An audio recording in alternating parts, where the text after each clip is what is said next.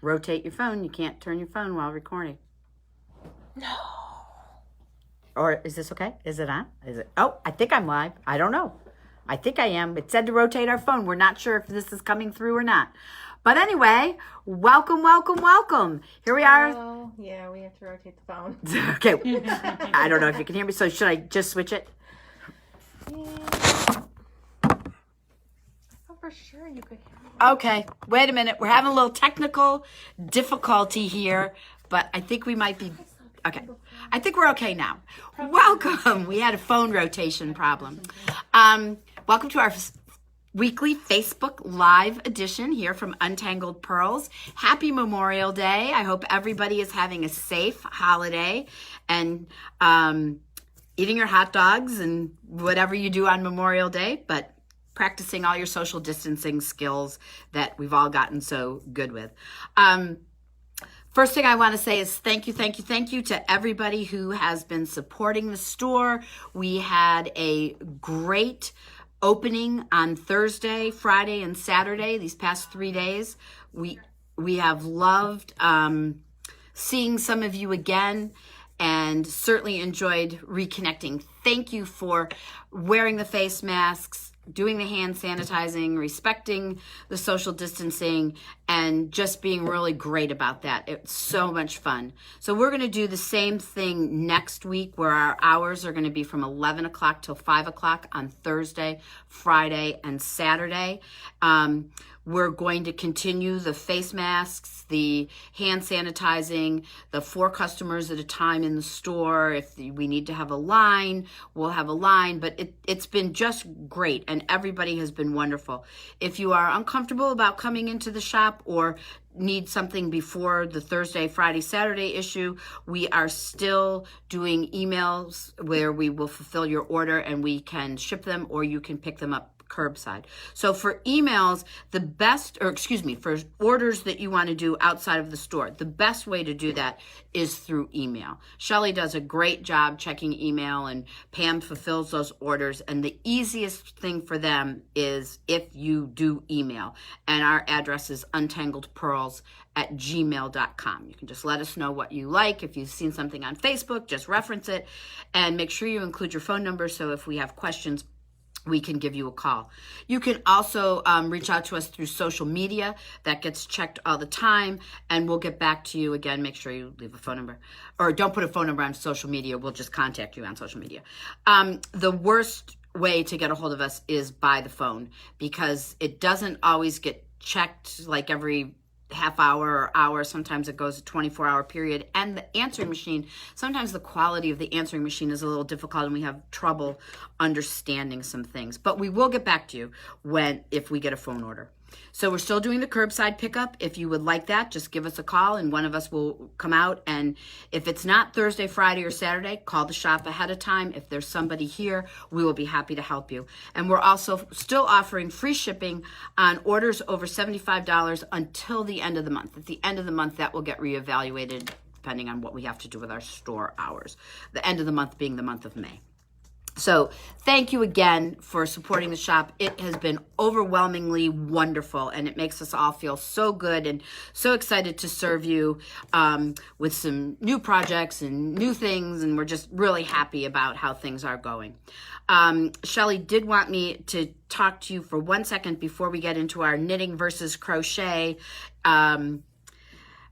presentation about your newsletters. Your newsletters come in email form. If you're happy with the way things are, then don't do anything and you will get a monthly newsletter. If you would like to get a special events update newsletter, and sometimes those events are time specific, so you might get it before the monthly newsletter goes out, you can go to that option. I'll tell you how to do that in just a second. Or if you would like to get a weekly email from us, we would love to be able to do that. That really comprises all of the things that go on Facebook. You get the events, you get everything, and you're just really in touch with what's happening at the store. You get to hear, what certain people picked for certain projects and different yarns they recommend and that kind of thing. So if you want to change how often you hear from us as far as a newsletter goes, you can email us and tell us what you would like and we can change it, or you can go to the latest email that you've received from us And there is a tab there where you can change your preferences, and you can pick the preferences are listed there, and you can pick them. So also, I know that this is kind of silly because you're all on Facebook because this is Facebook, but if you have somebody who's interested in the shop and, would like to have more information but doesn't get it from Facebook, please tell them to contact us so we can add them to our email list and we can get them all the information that is necessary. So that's the news. The next thing I want to do is just update. We had a great Facebook Live where we were talking about notions, and I just wanted to show you, the Cocoa Knits order had not come in, and I just want to show you a couple things that I referenced in that Facebook Live, but that were not here. And the first one is this thing that looks like a cool watch, but isn't a watch. It's a magnetic face, and you can put those beautiful stitch markers that we talked about right on there. They stick on there. They won't be in the couch cushions anymore. And then you can wear it, and it's kind of fun. Your needles will stick, not your knitting needles, but like if you have a darning needle, that kind of thing, it will stick to that, and you can wear that as this great timepiece. And then the newsletters, the stitch markers that we were talking about, they now come in a metal collection. So the different sizes that we talked about then, you can't see this, but there's the small and the medium, and the light bulb one is in here too. So that's a cool new collection. And then they had sent, this is what I was talking about, this flight of stitch markers where you can see all the different shapes, the big, the medium, the little, the triangle, which for some reason is like, I don't know why, I love the triangle. Why? I don't know. And then the removable one. So that order has come in, and we were very excited about that. And that's as far as we have to go with any updates from the shop. And now we are ready to discuss knitting versus crocheting. I just want to go on record as saying they're both fantastic. We love all knitters and all crocheters, and please don't think when I'm doing the knitting side that I have anything at all against crocheting. My daughter is just learning how to crochet right now. Suzanne is doing a wonderful job teaching her. She's so excited. I just don't know how to crochet, so I don't know anything about it, but I love it. I love the people that do it. I think you're all great. So here's Suzanne, and she's going to come into the picture sort of here, and we both are wearing our patriotic scarves for Memorial Day. Mine is knit and hers is crocheted, just to show you that you can get, kind of the same thing, whatever your preference is. It's kind of fun. We have these actually available in kits in the shop. If you were interested, just give us a call. So for knitting versus crochet, I want to just start the whole thing off by talking how the real first fiber art was weaving. And everything that came after is kind of a child of weaving. And knitting is the firstborn child of that knitting mother. So we often hear that firstborn is always, the better, the smarter, but I'm not going to go with that because I wasn't firstborn, so we won't even use that as an analogy. But knitting has been around since the 5th century. We did a little history of knitting a while ago, where crocheting is a little younger. So I'm going to let Suzanne take the camera here and give you a little bit of the history of crochet, so then you'll know how that works. Take it away, Suzanne. The truth be told with crochet is nobody really knows exactly where it started or when it started. It's believed to have some roots in Italy. I'm coming to frame a little here. Just these talking walls. It's believed to have some roots in Italy. And then there are some ties to South America. And for in Italy, it was known as a nun's lace. The Italian nuns would make textiles for the churches, to go across the altars, to go across the pews and everything. But the first known publication of crochet as we know it was in 1823 in a Dutch magazine called Penelope. They did many patterns. It was a really interesting fact back then, and I apologize, I'm a little nervy still. It was a really interesting back then for the pictures and the patterns, that if you found that the pattern was incorrect to the picture, they assumed that the reader or the artist, or however you would want to put it, should use the picture as the appropriate reference and figure it out on their own. Now, I know personally from reading patterns that could get very frustrating, so I imagine there were a bunch of tables flipped somewhere along the time trying to figure this out. In crochet, it started, I believe, with fingering, of course, the first thing available. Then animal bones, whale bones. The crochet hooks were made of brass. They were made of silver and gold. Excuse me. Crochet pulled the Irish out of the potato famine. And I know my husband did not believe that. Yay! My husband didn't believe that. But it was that in their downtime, the Irish women would sit and they would crochet. And then they found that keeping it around their home for a great amount of time, they would get dirty and then they weren't really so salvageable. So then they thought to sell it overseas. And then they started making money and they were able to save money. And eventually they were able to make their way out of Ireland into other countries. And that's where it's thought that crochet was introduced to North America, but was by the Irish immigrants. Let's see. Well, I just think that's very interesting because I'm very Irish and I feel like I've kind of just dissed my culture by not crocheting. I didn't know this until today, and I think that's really cool because that potato famine was not good. And the fact that a fiber art could help pull these people out of the little bit of a pickle they had gotten into was very nice. So knitting is older, crochet is much newer.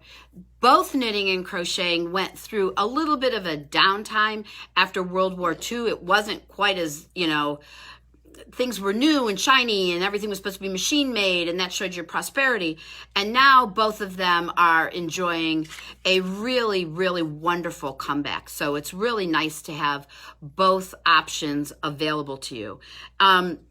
It's interesting with the materials for knitting and crocheting, they're pretty much the same. There's crochet hooks, there's knitting needles, and there's yarn. The same yarn for knitting is used for crochet. Sometimes knitting, crochet yarn can get a little bit thinner. We were talking about the lace and that kind of thing that can use more of a embroidery floss type thing, but they're basically the same. So when you come into the shop, we, have, it's not like one side's crochet and one side's knitting. Or one side is knitting. It's everything for everybody. And then one thing that I found was interesting about the knitting versus crocheting was the stitching. And there's a big debate about, is knitting easier, is crocheting easier? Well, Suzanne and I went through this debate earlier today. Knitting is easier to learn because there are two stitches, the knit stitch and the purl stitch. Where in crochet, there are 5 separate stitches: the slip stitch, single crochet, half double crochet, and triple crochet. So that takes a little bit more time to learn all of those. But then once you have learned your stitches, knitting tends to be a little bit harder because all of those stitches that are on your needle are live stitches, and you have to manage all of those. And, it's like managing a bunch of kittens. They can go anywhere. Where crochet is one and done. One stitch done, one stitch done, one stitch done. So that tends to be a little bit easier to control. The knitting stitch is usually a V-shaped stitch, where a crochet is usually a knot. T. This is leading up to the different types of textures that you get and why we would knit some things and crochet others. But everybody comes into the shop and says, well, what's easier, knitting or crocheting? There is no easy answer to that. Tried to explain there just why, but it's also a personal preference. As we were going on, talking about this before we went on, Suzanne was looking up medical issues with both, and it appears that both knitting and crocheting offer the same type of injuries, although I think one woman killed herself with a knitting needle. Yes. So that was a lethal injury. But there actually is medical code for a knitting and crochet injury, but they're lumped the same. They provide the same, tension on your wrists and arms. So one is not healthier than the other. However, they both give the same benefits, and Suzanne will talk about that. Actually, 30 to 50% of Alzheimer's cases are helped or thought to be alleviated by knitting and crochet, because it helps with the mind, it helps with the hands to keep everything active. So that's kind of cool. That's why I'm buying all this yarn, because I want to keep my wits about me. The one thing that people often talk about is that knitting takes less yarn than crocheting does. And if you were going to do the same size swatch, that would be true. You would use less yarn. So in some instances, it can be a little bit more economical. It all depends on what kind of yarn you're buying and how big of a thing you're doing. But because the crochet tends to do a thicker, more textured stitch, it takes a little bit more yarn. So there could be one thing that you want to think, well, I don't want to buy so much yarn, then maybe you want to knit. Or, oh my gosh, I can't wait to acquire all the yarn in the world, then maybe you want to crochet. Another thing that often comes up is the speed of whether it's faster to knit or faster to crochet. We did some investigating. We went through some world records. For knitting, the record for stitches per minute is 118. For crochet, it's 170. So it looks like crochet is a faster type of fiber art than knitting is. So that could be a benefit for you. And a lot of people do both. And they'll come in and they'll want to make a baby blanket, and they'll say, well, I never knit a baby blanket. I only crochet baby blankets because it goes so much faster. So that's cool. If you have the skills to do both, you can weigh what options you want. As far as the type of projects and what you're going to get out of a knit stitch, I'll speak to knit, and then Suzanne can speak to crochet. Knitting tends to be much drapier. It's a flatter, more mono type of texture that gets produced. There's lots of different stitches that you can use to get, a seed stitch versus a garter stitch, that kind of thing, to get a little bit of texture in. But it does tend to be pretty much the same thickness throughout, and it's all kind of one stitch thick. Where crochet, it's all really dependent upon the hook size that you use, the type of yarn that you use. For instance, I crocheted a headband the other day with the soft yak, and that is just a beautiful, nice, spongy, cushy yarn. But then if I were to turn around and do a headband in the hand knit cotton, for instance, it would give a more structured material. And for a lot of you who are familiar with a lot of the stuff that I do around the shop, I tend to do the dolls. And those, I've tested it. I can crochet cups because it's nice, it's hard, it's tough, it's nice and very tight stitches. And the bigger... you don't get that with knitting. All those cute little figures, there are some really cute knit figures, don't get me wrong. But the big resurgence right now in crochet, and I can't say this word, so Suzanne is going to say it, but all those cute little characters called... amigurumis. Thank you. And those really you're not going to get with knitting because it just doesn't give the right texture for that. And when you get to apparel, some people don't like that texture in their apparel. They want a drapier kind of look. So there again is something where you would say, oh, this project would lend itself to crochet, where this would lend itself to knit. Now, but there definitely is a resurgence of apparel with crocheted patterns. We are seeing it. Rowan puts out more crochet patterns just in this last magazine than I had seen in years, and they're beautiful. So it's really coming across to the manufacturers of different patterns and yarn types and such that people want to crochet, and they want to crochet garments, not just, what you think of, baby blankets or something like that. They actually want a garment. So the industry is responding with that, and that's nice. When the customer wants something, it's nice to be able to get something. Actually, believe it or not, crochet is more popular now than in the 60s and the 70s. Yeah. So it's a cool thing to do, and I'm going to try to be much more careful when people come in the shop and ask, hey, are you knitting or crocheting, instead of just assuming they're knitting, because that's not good. It's never good to assume. Now, in addition to our stitches per minute world record that we found, we thought that some of these were kind of cool. We looked up a bunch of stuff. We found that the largest knit chain for knitting, this is a cool one, is 14,978 feet. That's for knitting. Now, for crochet, it's 80 miles. That's a big difference. So apparently somebody was much more driven to get this crochet record than they were the knitting. And this is also an interesting one. The largest gathered group of fiber artists in the same place working on a project, not on individual projects, for knitting was 3,083. That's a lot of people getting together to knit, much more than our in-shop knitting. Where for crochet it was 485. So I think we could probably get a world record if we tried hard enough, if we got enough crocheters together and get that up. 485 people, we could do that. Not right now because of social distancing, yes, but eventually.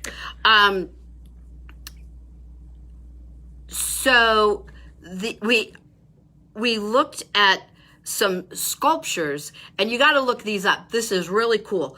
The largest knit sculpture is on a hillside.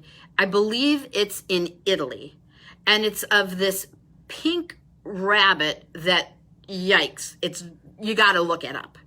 And it is 200 feet long, and it took 2,200 pounds of wool. The crochet is... It's 3 female lionesses, and they're 40 feet long a piece. And it took 36 miles of wool. And this is actually a new type of crochet or style of crochet that was invented by this particular artist. It's called Crochet Dermy, where she does lifelike animal sculptures. So that's kind of cool. If you want to start something new, you could try that. I don't know how many patterns you're going to get, but it would be fun to see. So those are our basic. We don't want to go like with a pro and a con kind of thing, because everything is a pro, right? It's all fun. It's all great. If you like it, it's fantastic. And there are really no cons, but we did want you to know what some of the differences were. And we did especially want to honor our people that are crocheters in the store, that sometimes I think you feel justifiably that you don't get quite as much recognition as our knitters, but you're just as important, and we're really, really trying to make sure that anything you want, you can get. We've got Suzanne now doing private lessons and teaching classes, and it's all good. We're really trying to get the crochet going with us. So does anybody, I know, aren't these scarves cute? We're getting a lot of comments about our scarves. These were made a couple of years ago, I think for the 4th of July, and now we just wear them all summer long because God bless America. And they're really fun to do with both knitting and crochet. The knit one has a version with these narrow stripes, and it also has a version with wider stripes. And we have some red, white, and blue yarn all set aside, and these always go good. But thank you for commenting on those. If you have any questions, you can type those questions in. Shelly's sitting at the computer. Sometimes we have a little bit of a time lag, but Suzanne and I will be happy to answer them. If sometimes it feels like we don't know what the answer is, but we try. So for clarification, one person commented that they had never seen or didn't know of any crochet sweaters. Patterns. There are lots of crochet sweaters. Plenty. Yeah, I don't know if you could hear Shelly. The microphone's not in the back, but one of you had commented about garments, crocheted garments. I'm going to just grab a book here and just show you a couple things, because this was something that was really big with Rowan this year. And those of you who are familiar with Rowan, we're a flagship store. We're very much into our Rowan products as well as everything else. But we do a lot closely with them, and they put these magazines out every year of their patterns. And they've never had crocheted garments in them before, but I'm going to get you something and show you something. It's so cute. I can't wait for my daughter to learn how to do this because I want this. Suzanne, you chat. Okay, so an interesting factoid about crochet too for in America in the 20s, it saw a surge in popularity with women because women stopped wearing corsets and started to crochet lacy underwears. That is very much an interesting fact. Knots of Love has donated over 480,000 hats to chemotherapy patients. And then going along that tangent, there's something that we do every fall with knitted knockers. There's both a crochet pattern and a knit pattern for knitted knockers. I know personally I think more people are crocheting those than are knitting those too. I wore both because there was a point in time I had a mastectomy, so I wore both, and they were both absolutely fantastic to have during that. So let me just give you an example of some crocheted garments. This, if you can see this one, this sweater right here is crocheted. It's beautiful. I love it. I can't stand how pretty that is. That's what I want.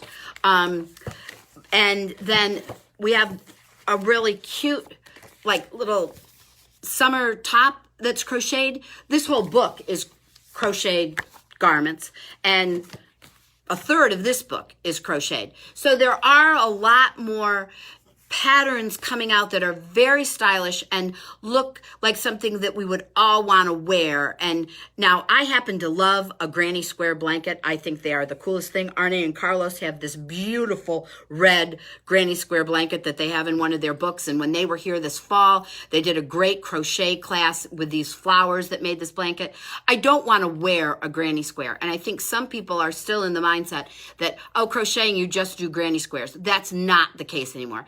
There are some great things that you can find. You can find patterns on Ravelry. That is a knit and crochet site. And if you need some help, come on into the store and we will be happy to help you out with anything that you need. Line, and we have another question. Crochet books for beginners. Crochet books for beginners. Shelley, you know that better than I do because you do the inventory. If I think You said go to Ravelry. the best thing I can do to tell you for learning how to crochet right now, and correct me if I'm wrong, Suzanne, because you know this a lot more than I do. If you want to learn how to crochet, I think you need to start off right. If you have, the opportunity. We did a series of videos. Right. If you have the opportunity to go back and go through our Facebook feed, there's a Learn to Crochet series of videos there, and you can get started on that. We offer private lessons right now because we can't do the big classes, but we can do the one-on-one.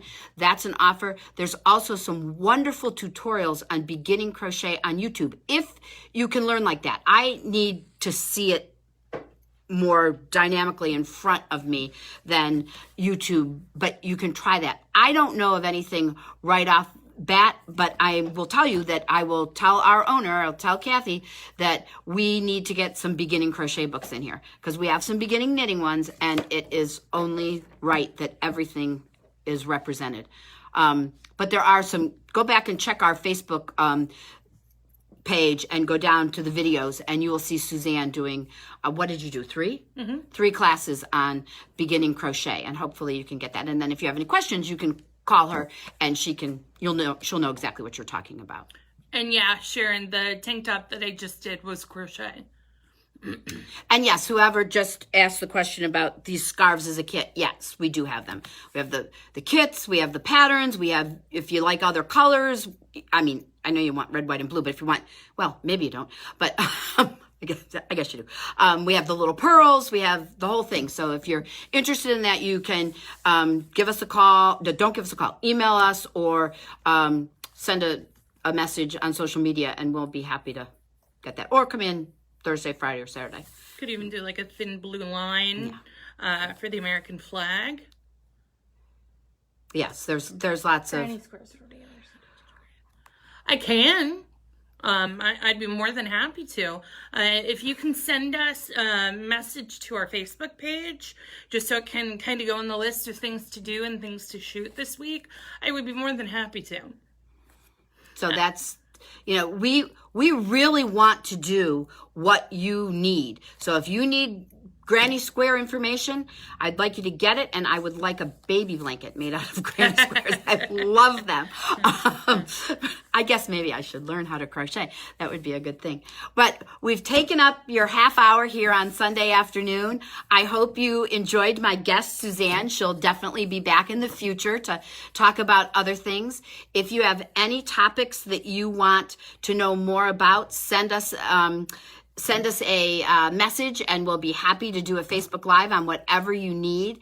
Next week is June 1st, so we'll be talking about our yarn of the month, which is a Rowan cotton yarn, and we'll have all kinds of patterns and talk about the attributes of cotton yarn versus wool yarn versus acrylic yarn, get a little bit into that, and show you what we've got going there. Those yarns of the months are always fun. We always have a good discussion with those.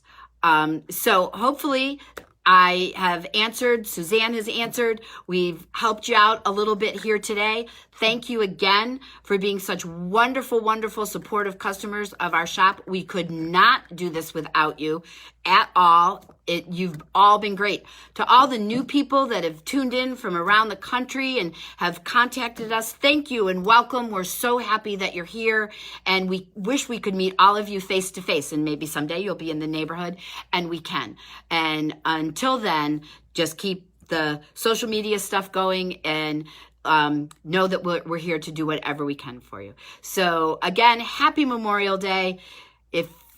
I'm a little confused about what day it is anyway, how my time's kind of running together, but it is a holiday weekend. So enjoy that, and we'll see you again next week. Thank you. Bye. Bye.